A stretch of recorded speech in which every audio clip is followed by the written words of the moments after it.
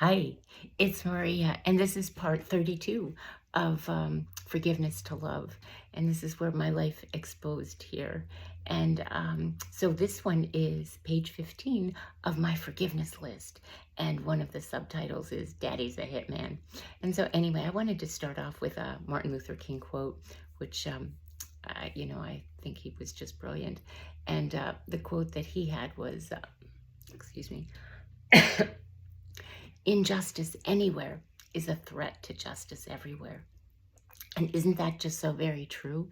Because that is why many of us are called to tell our stories and to expose the darkness and to not be embarrassed and not be afraid and actually to be proud of all the things that we've gone through that have made us stronger individuals.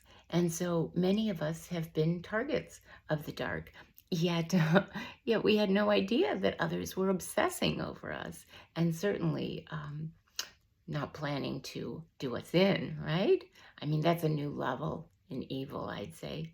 And so, stalking and paying people to sabotage and poison our food at home, yeah, in restaurants, and even in grocery stores is almost inconceivable, truly. I mean, we just don't think that that's even possible. And so, because we think, well, wait a minute, how do they even know where we're going? And how do they get people to what would they do? Pour it in or shake it on or spray it on, whatever toxic chemicals on food. And how would they even have the time to do that while we're on our way there, right? And they don't even know where we're going or what we're going to buy, unless, of course, they have a smartphone and our phones are microphones, in fact. So even an innocent conversation of, oh, you know what, we're out of grapes. Let's take a run to the store and get some grapes. Or what should we have for dinner? And so let's go and get some vegetables or whatever. And so I don't know. I really don't know. Because the network seems to just be so convoluted and so there's so many tentacles out there that actually, how do they get that food, tamper it, so they get it, they tamper it, and then they have to seal it, right? And then they have to place it where it belongs on the shelf, in the refrigerated section or in the frozen section. And so how does that even work? You know? And and how do they know what else we're going to buy? Because I don't know if they have commissioned their own team of psychics or if they're just so astute that they watch what we eat every day, and so they say, oh well, you know what, she's running out of coffee, so we might as well tamper all the coffee, the organic coffee on that shelf. Anyway, just yesterday a friend and I were driving to the supermarket, and he mentioned buying one of those roasted chickens and some cherries. He loves cherries, and even some ice cream. And so we're both trying to really cut carbs. But last week we found it was an ice cream, and it's Breyer's Carb Smart, so it really doesn't have that much sugar in it, and it was really good. And so when I went to get the container, because it was in the frozen section of this supermarket, and I saw it, and oh, here I have it. I brought this, and I'm not plugging them or anything, but so I went to reach for it, and I saw this, and it was up there, and it was sealed, so there was like a clear seal around it, but there was there was like chocolate ice cream under the seal. And so, normally I wouldn't have even given that a thought because, I mean, if those things happen, maybe it just melted, in the truck or whatever. And yet there were two of them that were right next to one another, and they were both it was almost like they were bleeding chocolate. Anyway, in light of the stalking and stuff, I really didn't want to buy it. And, and I thought also because there were people that walk through, that follow me, and that I actually see walking through the double doors to the stockroom. And I was a little creeped out with that. And as it turned out, there were about 6 chickens that were roasted and in this kind of heated section by the deli. And we bought one, and we enjoyed it. And I'd like to tell you I'm a vegetarian or a vegan, but that's not the case. I used to be in college, and then it just didn't agree with me, and my hair started falling out. So I had some type of a nutritional deficiency, which I haven't yet been able to identify exactly. And I have enough hair spells or whatever, whatever some goofy people are sending my way. And so, yeah, I don't need to lose any hair. And so, anyway, about 2 a.m., I awakened and my stomach really hurt, and my legs were cramping, and that seems to be a telltale sign of the neurotoxin. And I couldn't sleep. And so anyway, I went to see if my friend was able to sleep or if he was up. And so he said he was up, and he said he couldn't sleep either, and he had awakened because his GI tract his intestines were making all kinds of gurgling sounds. And as for the cherries, the last few bags of those have tasted very chemically. And so that just didn't kind of sit right with me. And then, what else? And then the water. Oh, I got some water. And here they say that the tap water is not, it's not all that great. And so he has a filtration system. And yet I bought a little meter, and it showed that the filtration system the filtered water was even worse than the tap water. And it was loaded with chemicals. And so God only knows if that water filtration system was tampered in any way. I really don't know. Anyway, I wanted to show you something because I thought this was really interesting. When we buy water, and I'm not plugging any particular brand, and I'm loath to buy, plastic bottles that just get dumped in the ocean. But, when you unscrew this plastic part stays on the bottle, right? Well, I had done, over and over, especially if I'm traveling and I'm not in my own home where I, can have reverse osmosis or whatever. And so this one, I opened this one, I unscrewed it, and the whole thing came off with this round band. And I thought, because people would say, when I'd say, you know what, I don't want that one because it just feels like it might have been tampered or something. And so they'd say, well, they can't tamper something that's sealed, right? And so I thought about that, and I thought, you just open it up, and then you do what you have to do to it, right? And then you get a different cap, and you just screw it on. And it might be different from the cap that actually came from the bottling plant, perhaps. Anyway, after all these tidbits, I'm sure that they'll kind of clean up their act and make it a little more, less obvious, right? And so, and as far as, I told you about every conversation. So, and because my family and their flying monkeys, from what I've told, that this is what they do. They live to harm. It appears that way, right? And so, getting back to the message of how the dark has, how we've been targets of the dark. We had no idea that people were really after us. And shockingly, the dark manifested itself in the medical arena, which I've talked about, which is, never in a million years would we have believed that, right? And then the dark manifested itself in the legal system, and even in corporate America, and in the electronics industries, where computers and phones and smartphones are so easily hacked, and television screens and all of that. And so along those lines, we actually, because of our generation, we've kind of grown up with the computers now, and so we are a little more savvy.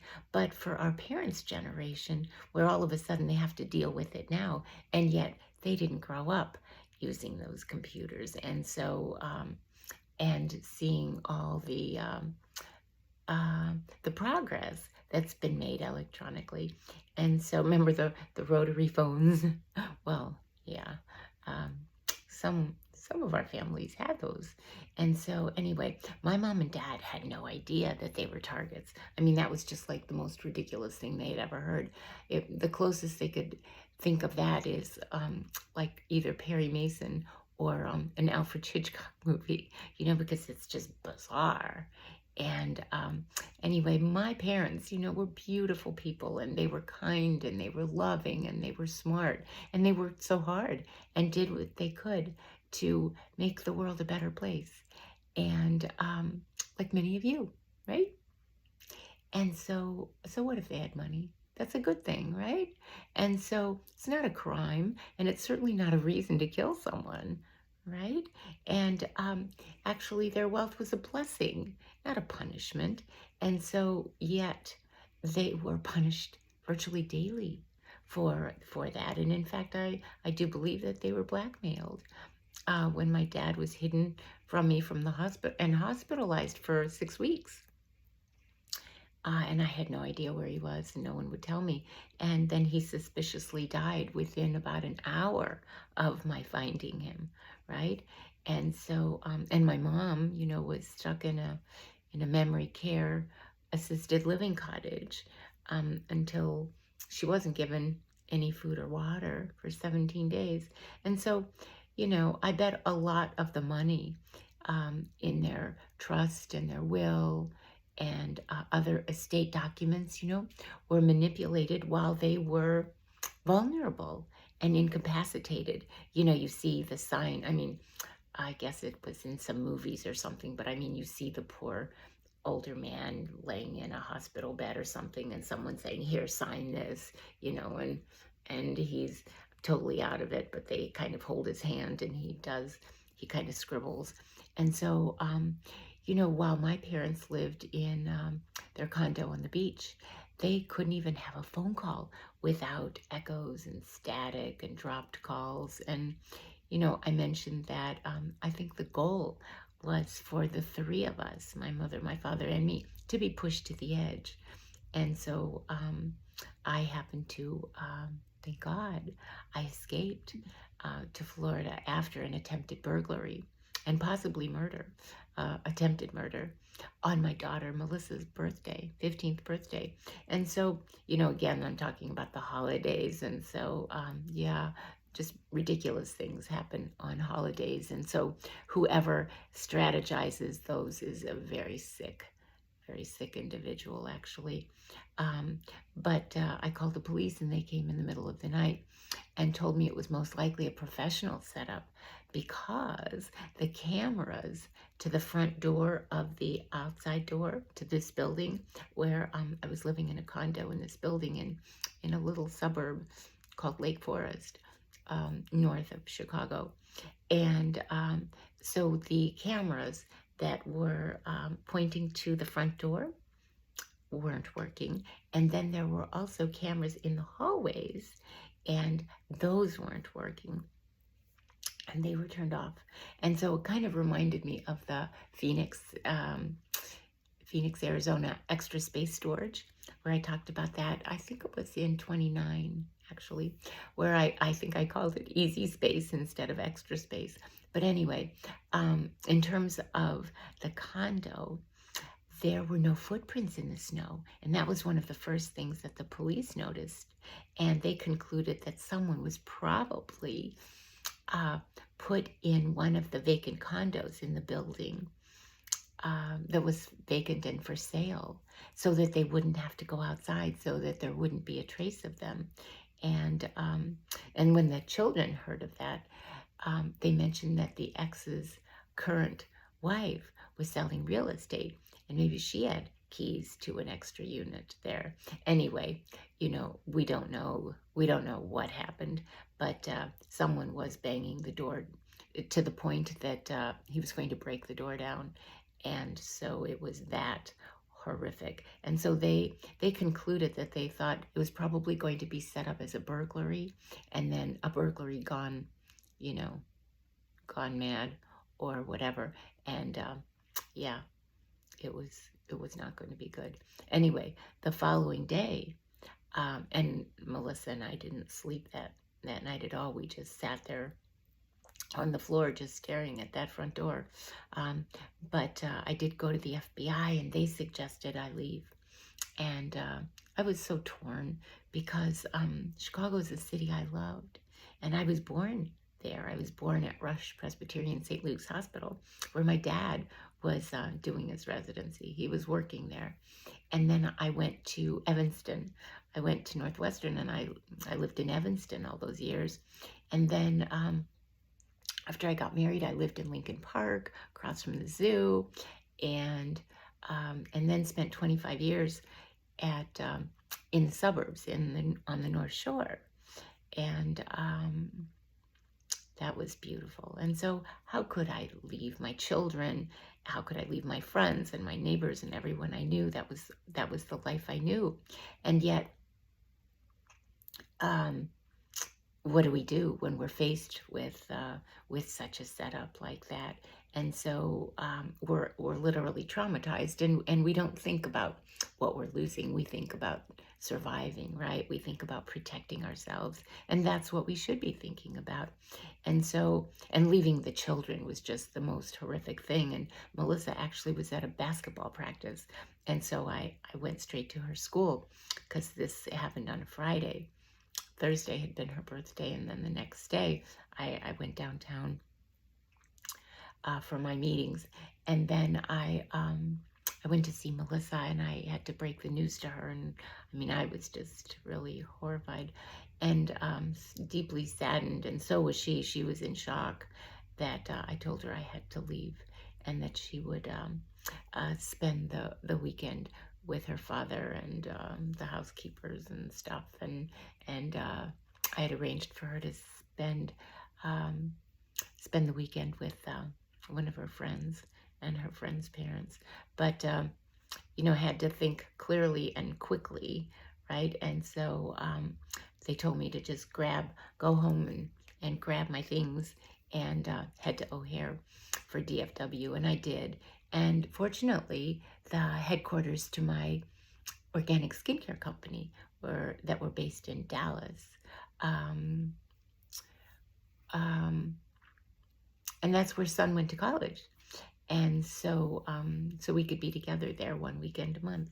And so anyway, when I arrived at my laser garden office, I noticed a large black car with really dark tinted windows. Wait, I just want to push that up. Okay. Thank you. Oh, another one. Oh. Anyway, it was parked across the street, and I got really nervous again. And so I was talking to some people there, and there was no way. It just stayed there all night long, and I couldn't sleep. And I remembered that the ex had a cousin that actually was in our wedding who was a Dallas attorney. And so I ended up calling some friends and confided in them that I actually had left Chicago. And everyone told me to keep going, don't stay in Dallas, and go to my parents in Florida. And so I went back to DFW and I think the first flight out was like a 6 a.m. flight to Tampa. And so I got on that plane really fast. And I even asked when I was checking in, and I said, well, you know what, I really would like to keep my identity a secret, and I was wondering, could I use an alias? And so the woman said, oh, do you know how often we have that question, and that there are many women who are escaping situations, or who, for whatever reason, don't want to use their name, and they're followed and tracked, and unfortunately, we can't do that, and that's the beauty of the celebrities who have an alias, right? Because then they go by their real name. And they said, people can tap into all the airline computer systems. And they said you know, it's not secure. And so, anyway, that was kind of disappointing. But I did end up in Tampa, and my parents were thrilled. And so they told me to pick out a condo and they'd buy it for me. And I thought, oh, that was just so wonderful, because I was a little reticent about and apprehensive about what they'd say, like, why are you running here? Anyway, at that point, none of us knew that sibling had been in close communication with the ex, right? And so it wasn't something that any of us could have ever imagined, really, right? And so anyway, it wasn't long before sibling had convinced my dad to put my mom in a facility, supposedly so that he could have his freedom. But as it turned out, I think many of us realized that it was just one less parent to get rid of before she took control of the estate. And wouldn't you know that they made the call on June 26th, which was my parents' 51st anniversary. And the shuttle came to pick up my mom the very next day, and she never returned to her beautiful condo that she so loved. And so it was just another heartbreaking holiday, right? That was strategized by the dark, because they just love to create pain. And so as they love to create pain, we learn to rise above it. And so we can't feel that pain if we don't allow ourselves to, or if we allow ourselves to feel it, because I misspoke. We allow ourselves to feel it, and yet we understand it, right? And so we understand that if they're trying to trigger us, if they're trying to get us to react, if they're trying to spook us and make us sad and upset, we see how ridiculous it is. We can actually try to figure out, oh yeah, I bet they're going to do this, and they end up doing it. So was that something they were going to do, or did we just attract it? I don't know. But, it's interesting, because in my family, there's so many physicians, and they honorably save lives. And yet within the same family, I had other members of my family who sadistically end lives. And so go figure. I mean, that's just ridiculous. And I was actually in shock at how many people were actually involved in some of these horrible crimes. And so we are being called to tell the truth. We're being called to let go of our personal insecurities, and let go of the trauma, and let go of anything that doesn't serve our highest and best. And we are here to expose it, and we are here to tell the truth, and to understand that so many of us called on these experiences so that we could rise above them. And so the dark does have a place. And it's kind of the dichotomy of the light versus dark, because if you are in the light, and if you want to be a good person, and if you spend every day trying to be a good person and being a good person and doing your best, and showing compassion and helping, and truly with an open heart, and if you do that, then you are you can better see the difference, right? And so you can spot the dark. At the same time, perhaps the dark will actually be able to transform even a smidge, if they are so moved by the way that we act, because they love to copy. They're copycats, and they don't have an original thought, sometimes I think, in their minds at all. And so they just love to steal ideas, and much less, steal our friends and our possessions and our bank accounts and things like that. They just love to steal our ideas. And so what happens is they may want to copy us, because they want to copy all the good things we do. in order to deprive us of what we have created. And so if they can just see themselves for who they are and do better, and be better and strive for the good things in life, right? And so, as they say, the only thing necessary for evil, for the triumph of evil, is for good men to do nothing. And so, this way, we aren't doing nothing. We are showing who we are, and in that vein, we are not allowing the dark to continue to pummel us in any way, right? Because we are actively involved. And of course, the motive was written in neon letters because of the huge amount of assets and all kinds of property and investments and stuff like that, that the family stood to gain once both my mom and dad had taken their last breath.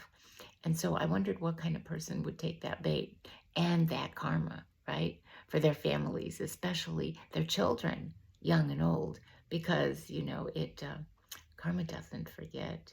And so this is a little thing about, oh, Daddy, what do you do for a living? And the father says, oh, sweetie, I kill people. And then she says, oh, gosh, Daddy, do you like doing that? And he says, well, darling, it pays the bills. But I'll always protect you, unless, of course, there's someone out there as crazy as me, right? Who's hired to spook and stalk and kill innocent people who are so loved and so loving. And so I push them over the edge. But let's not think about that now, darling, okay? And the little girl says, okay, Daddy. Oh, Daddy, you're the bestest daddy ever. I love you. And so I think the point of that is that sometimes people are so out of touch with who they are that they can rationalize anything, right? And for people to do some of the most heinous crimes, they kind of just psychologically detach and emotionally detach. And so that's truly a psychopath. And so, and a narcissist, a malignant narcissist, but without any emotion and with a sense of entitlement. They just continue on their rampage of making the world a worse place than it was, right? I mean, we're here to make the world a better place, but they really are here to do the opposite. And so anyway, we have to rise above it and do what is in our heart to do. And so, excuse me. So, they erase people actually, but they also erase wording in documents, right? In wills and in trusts and in estate documents. And so it's all about just with no shame, they kind of unabashedly just go ahead and do what they have to do in order to prevail, without thinking of the consequences or without thinking of conscience-driven behavior, right? And so there it was, where one of 2 daughters and one of 4 grandchildren cleaned up and took everything. And then no one was going to interfere and no one was going to call them on it. And they just, ran like bandits. And so still trying to figure out exactly, what was going on there. But in any event, it was, we've learned so much because we can't really change the past. And so we can only move forward in the best possible way. And so it reminded me of the life insurance policies, right, that I hear because I haven't seen them. And I hear have been bought by someone impersonating me. And I wonder who that is, right? Anyway, claiming that, and then someone else claims that I married them and named them beneficiary. So can you imagine anyone doing that with a straight face other than a psychopath, right? And so that's how lost human beings are. So our focus has to be on saving ourselves and forgiving ourselves and ultimately and most importantly, loving ourselves, right? And you know that the dark delights in causing pain. So we must understand that all bets are off. And so the more they like to do things to us, which is the more clueless they are, the more they try to destroy and seek greed, and they're just filled with greed and power and control. And they truly believe, they're so out of it that they truly believe that that's what life's about. And so they're so busy doing, black magic and spell work and things like that, that they don't even realize that that stuff comes right back on them. And, today just happens to be the ex's birthday. I guess he'd be 68. But anyway, um, and I had heard that they had planned all kinds of heebie-jeebie stuff to come this way. And so, they like to kind of wallow in the bowels of humanity, because I don't know of good, honest, decent people that would spend their time just trying to be on a hurt rampage, And so they target the innocent, and they have so many unhealed wounds. And so therefore they can exhibit jealous and envious behaviors and deceive people, deception. And my dad actually would just get so irritated, and he'd call the ex an idiot son-in-law. And so, because he said, now why would he try to steal something that belongs to the mother of his own children? And yet my dad just couldn't even fathom thinking along the lines that the ex was thinking. But, I think my dad really had a lot of guilt, because he was supportive of the ex for many years, until the mask came off, and then he realized just exactly who that person was. But anyway, as for us here, we are exposing the darkness, and so the darkness of the human condition and how it keeps us stuck. And so we are breaking those generational curses, and we are illuminating the truth of the situation. And so many of us have been through so much. In fact, all of us, have been through so much, because life on planet Earth isn't meant to be easy. And so as the dark network, kind of plays God when they strategize on how to destroy people and families with crime after crime, we have to realize that we're observing, and then we're voicing what we see, right? Because there's a lot of legal and illegal maneuvering.